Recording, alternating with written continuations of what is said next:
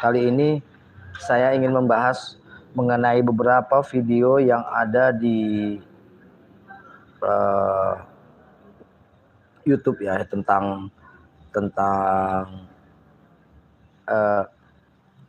yang mereka oten ya. Kalau saya lihat tuh, saya jadi gregetan. Kenapa? Mereka bisa-bisanya membahas tentang Al-Quran. Mereka bisa-bisanya bicara tentang Al-Quran. Ya. Si PZ, terus si LT, si LP membahas tentang Al-Quran semuanya. Dan hai kamu mualaf, Anda ini nggak malu ya memberikan pernyataan, memberikan kesaksian yang tentu saja hal itu tidak ada di dalam keyakinan kami orang Kristen. Siapa yang pernah bilang kepada Anda bahwa di dalam agama Kristen dilarang untuk berpikir, termasuk berpikir tentang Tuhan? Bahkan tadi Anda menyampaikan di dalam agama Kristen itu prinsipnya kalau kamu berpikir maka kamu mati. Ini Anda nggak malu ya? Anda nggak malu ya memberikan kesaksian yang ngibul seperti itu? Saya tunjukkan kepada Anda satu ayat di dalam Alkitab kami orang Kristen ya. 1 Tesalonika pasal 5 ayatnya yang ke-21 dikatakan begini. Ujilah segala sesuatu dan peganglah yang baik. Bagaimana cara menguji segala sesuatu? Ya tentu saja harus berpikir. Karena itulah di dalam keyakinan kami orang Kristen, setiap orang Kristen diberikan kebebasan untuk berpikir, termasuk berpikir tentang Tuhan. Jadi Anda ini mungkin, saya tidak tahu apakah ini Anda sebelum menjadi mualaf benar berasal dari agama Kristen atau seperti apa. Tetapi pernyataan Anda ini menunjukkan bahwa Anda tidak mengerti apa-apa tentang iman Kristen. Ataupun kalau Anda mengerti, Anda sengaja ngibul.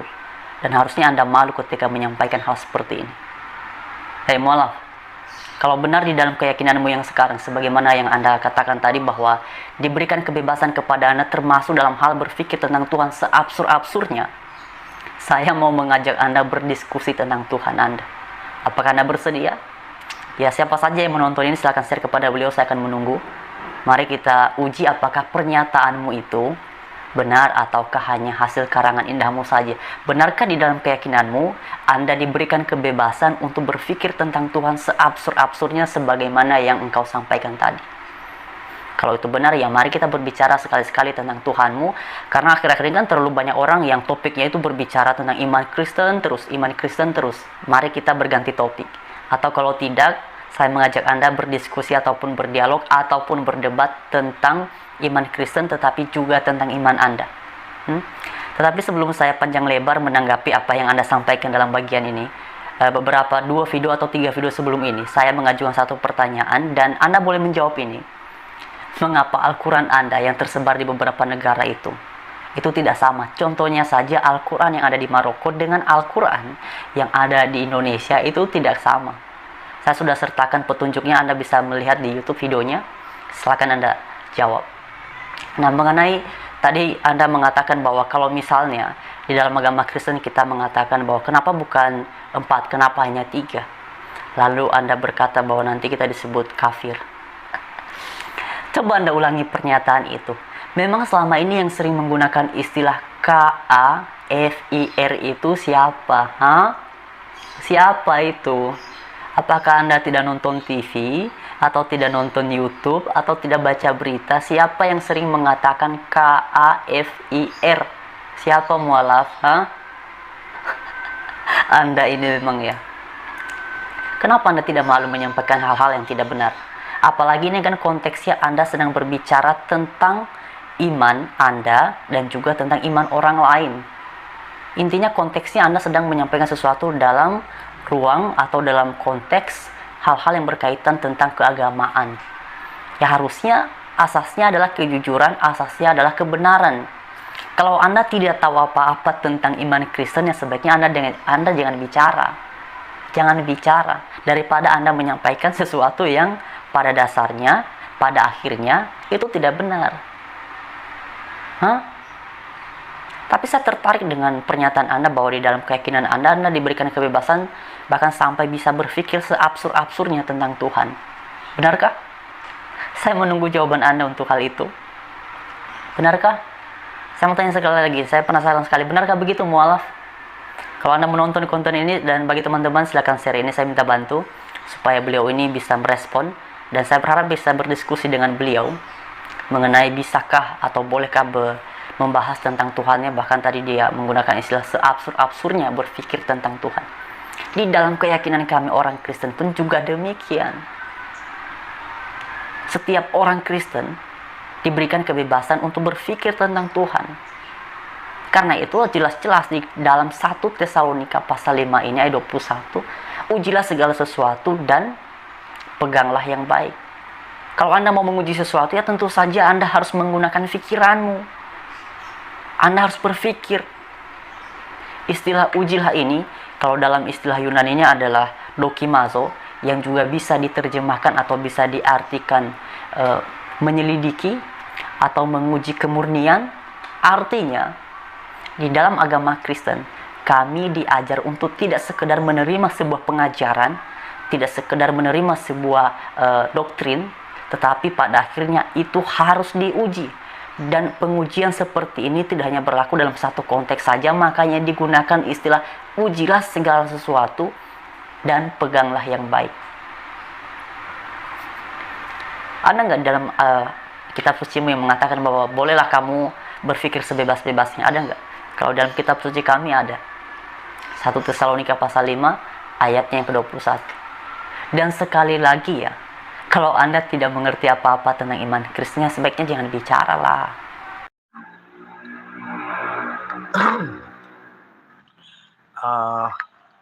Saya rasa saya juga bukan membalas ya. Cuma saya mau membicarakan pada saat itu lagi membahas, kalau saya lihat ada di YouTube mungkin beberapa hari yang lalu mereka dialog itu mengenai bahwa tidak ada, katanya gitu, tidak ada Yesus mengatakan dirinya adalah seorang nabi. Ya.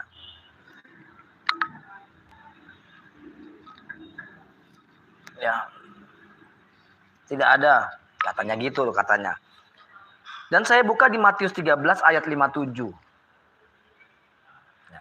Kita buka Matius 13 ayat 56 dulu. Dan bukanlah saudara-saudaranya dari 356, dari 356 coba ke 354. Setibanya di tempat asalnya, Yesus mengajarkan orang-orang di situ di rumah ibadat mereka. Maka takjublah mereka dan berkata, dari mana diperolehnya hikmat itu dan kuasa untuk mengadakan mukjizat-mukjizat itu?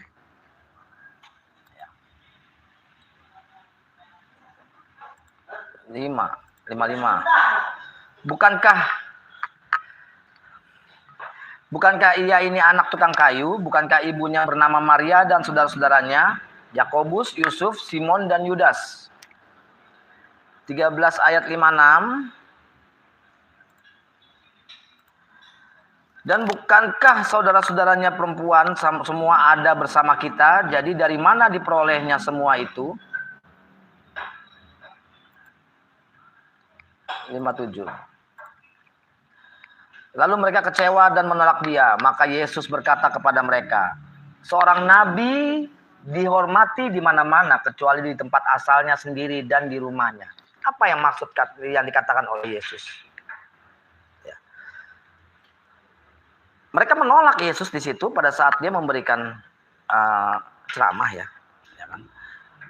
Maka mereka kecewa dan menolak dia. Maka Yesus berkata kepada mereka, seorang nabi dihormati di mana-mana kecuali di tempat asalnya sendiri dan di rumahnya.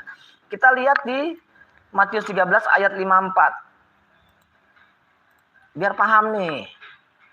Setibanya di tempat asalnya Yesus nih. Yesus mengajar orang-orang. Jadi setiba di tempat asalnya Yesus mengajar orang-orang di situ di rumah ibadat mereka. Maka takjublah. Ya, mau saya terusin dah. Ya. Setibanya di tempat asalnya. 57. Kita kaitkan aja sama ininya. Di situ dikatakan seorang nabi dihormati di mana-mana kecuali di tempat asalnya sendiri di rumahnya. Jadi Yesus sendiri itu mengakui dirinya seorang nabi. Sudah, dia seorang nabi, dia mengakui dirinya seorang nabi. Apa ya? Tidak ada seorang nabi juga juga sebagai Tuhan. Tidak ada. Tidak ada seorang nabi menjadi seorang Tuhan, menjadi Tuhan. Tapi dia melakukan mukjizat-mukjizat itu sendiri. Begitu juga banyak orang-orang atau para nabi yang diutus oleh Allah memiliki mukjizat seperti Nabi Musa. Dia bisa membelah lautan. Macam-macam. Semua diberikan mukjizat kepada Allah Subhanahu wa taala dan atas izin Allah. Atas izin Allah. Nah, membahas mengenai siapa Yesus. Gak enak ya. Dibuka begini gak enak ya. Makanya saya bilang, jangan nampar kalau nggak mau ditampar.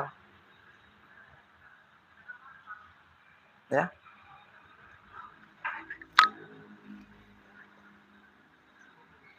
Bapak dalam Trinitas itu. Jadi gini, maka kita harus lebih cermat dan kita harus lebih cerdas. Apa yang dikatakan di Bible sebenarnya sudah terbukti dan menunjukkan bahwa Yesus itu nabi. Ingat, Rek, saya buka gini ya. Bentar. Jadi biar paham ya.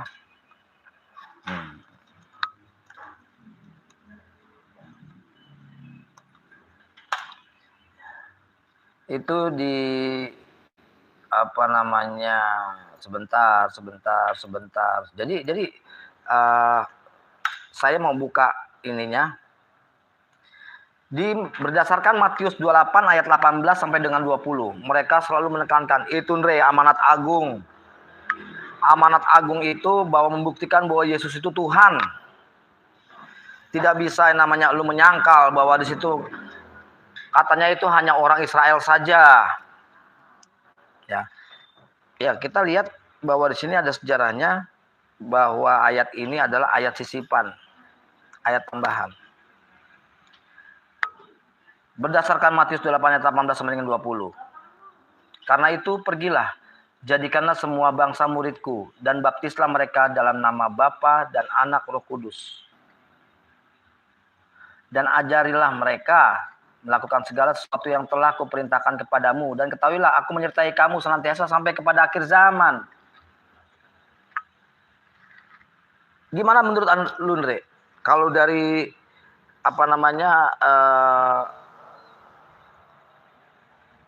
dari tulisan yang ada di Bible ini, Yesus sendiri menunjukkan dia adalah guru dan dia adalah nabi. Nabi itu adalah guru, dan tanpa melalui Yesus dan tanpa melalui nabi, tidak ada yang bisa mencapai Tuhan. Ya. Sekarang gini, kita jabarin. Jadikanlah semua bangsa muridku, bukan bangsa hambaku. Ingat,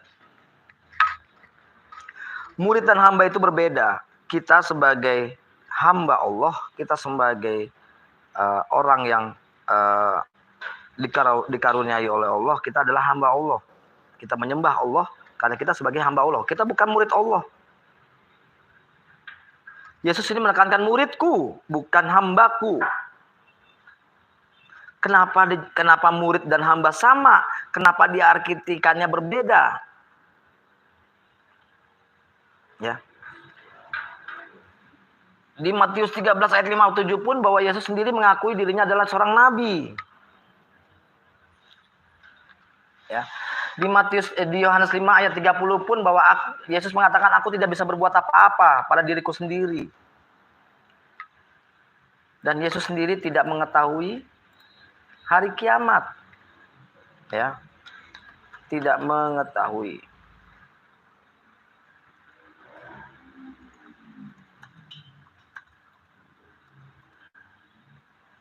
Ya. Kita buka di Matius 24 ayat 36.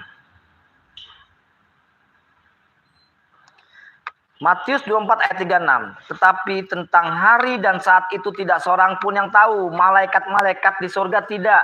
Dan anak pun tidak. Hanya Bapa sendiri. Ya. Semua itu membuktikan bahwa Yesus itu adalah hanya sebatas utusan. Bukan sebatas apapun. Ya.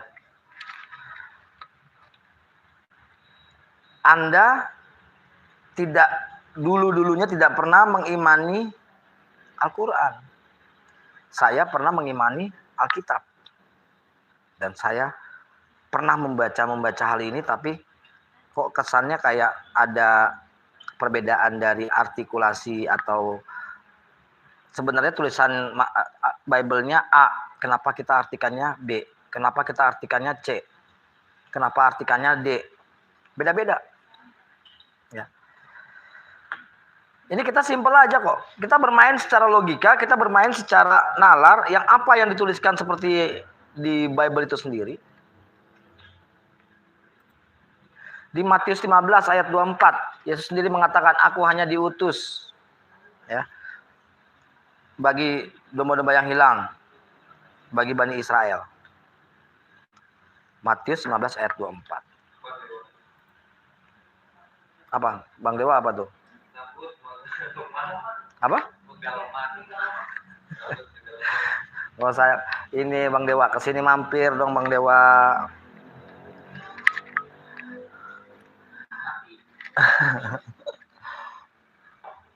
Ya, saya coba. Nah, ini kalau ada Bang Dewa, ini kita live bareng berdua, habis. Oh, ada yang nantang Bang Dewa. Oten itu ada yang nantang, tapi pada saat kita lagi saya mau sambut,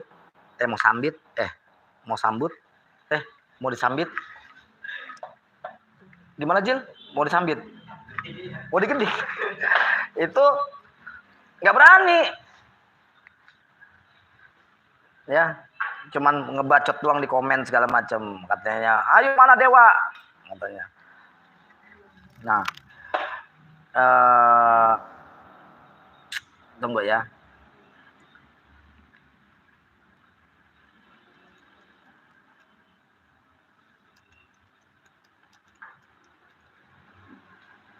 Jadi semua yang ada di Bible itu sendiri bahwa mengatakan bahwa Yesus sendiri itu memang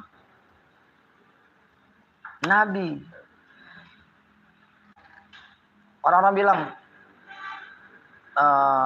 bahwa jika tanpa melalui aku kalian tidak bisa, istilahnya gimana ya kalimatnya, mereka mengatakan itu, jika tanpa melalui aku kamu tidak akan bertemu dengan semua nabi, enggak hanya Yesus aja, semua nabi. Ya. Itu sekarang kita lihat ya. Kenapa tuh?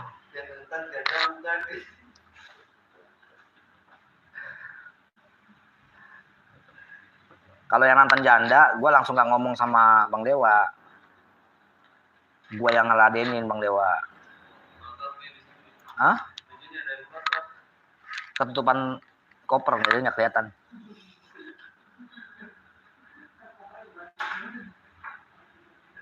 Nah, mereka bisa membahas mengenai Al-Quran segala macam, ini. Saya membahas tentang hebatnya Al-Quran. 2 tahun saya bisa mengetahui dan saya bisa hafal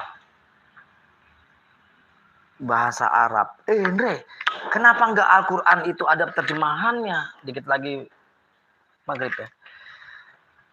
Kenapa tidak ada terjemahannya? Kenapa enggak ada terjemahannya? Di situ hebatnya. Tidak ada terjemahannya pun Muslim memahami apa yang ada di Al-Quran. Dan anak kecil pun hafal dengan Al-Quran. Kenapa harus pakai bahasa Arab? Karena firman yang diturunkan oleh Allah kepada Nabi Muhammad SAW bahasa Arab. Kok sama isinya, hampir literasinya tuh ininya hampir sama dengan Injil Perjanjian Lama. Bahkan di Perjanjian Lama, saya bukain. Ya. Di Nehemia 8 ayat 6 sampai dengan 7. Di sini dikatakan, lalu Ezra memuji Tuhan Allah yang Maha Besar dan semua orang menyambut dengan amin amin sambil mengangkat tangan. Kemudian mereka berlutut dan sujud menyembah kepada Tuhan dengan muka sampai ke tanah. Siapa yang melakukan? Kalau bukan umat Islam. Tapi tidak ada orang-orang Nasrani, Kristen, apapun itu dilakukan. Itu ada di Nehemia 8 ayat 6 sampai dengan 7. Oh enggak Andre, ini adalah tradisi orang-orang Yahudi zaman dulu, bla bla bla segala macam. Oke, kalau begitu Natal ada nggak di Bible? Kita cari, ada nggak Natal di Bible? Kalau kita begitu, membuktikan secara data akurat, ya. Kalau seandainya tidak ada, kenapa tradisi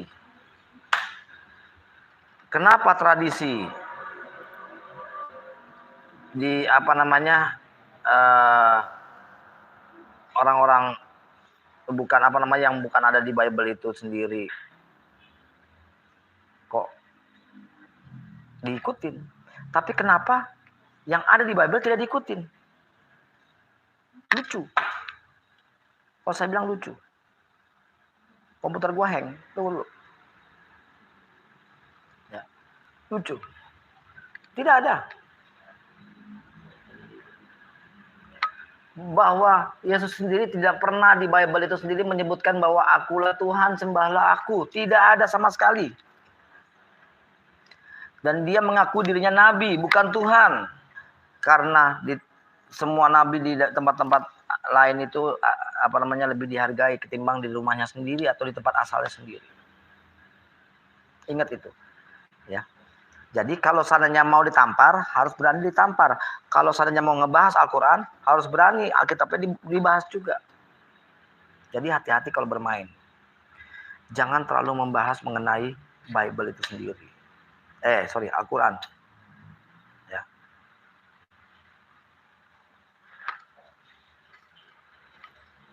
Apa ya? Kita berpikirlah. Ngomong tapi katanya Andre itu bodoh, Andre itu ya udah. Kalau bodoh, kenapa gua mengikuti sesuai dengan apa yang ditulis di Bible? Sesuai apa yang ditulis di Bible. Kenapa di Bible A diterjemahkannya B atau C atau D? Itu aja. Ya. Mau debat? Ayo kita debat. Ya.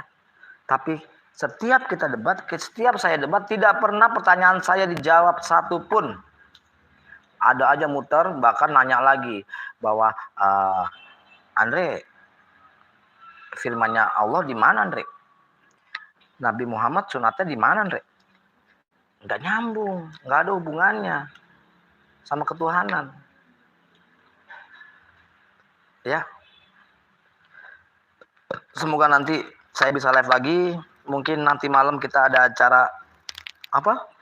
Ngopi, ngobrol perkara iman. Ya, insya Allah kalau tidak ada halangan kita akan live lagi. Oke, terima kasih atas dukungan dan supportnya. Wassalamualaikum warahmatullahi wabarakatuh.